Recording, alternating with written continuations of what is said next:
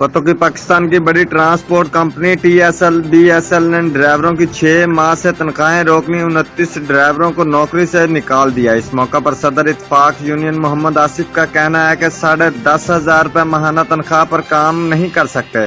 تنخواہوں میں اضافہ کیا جائے اور تمام ڈرائیورز کو نوکری پر بحال اور سیلری میں اضافہ کیا جائے۔ فی الفور اقدامات نہ کیے گئے تو ہم اپنے حق کے لیے وزیر اعلیٰ ہاؤس کے سامنے دھرنا دیں گے۔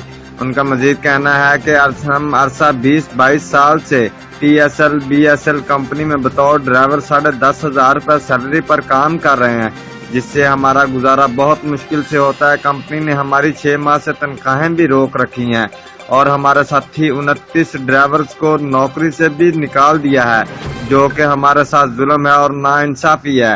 ہم اسسٹنٹ کمشنر آصف علی ڈوگر اور لیبر افسر سے بھی ملے ہیں مگر کوئی سنوائی نہیں ہو سکی۔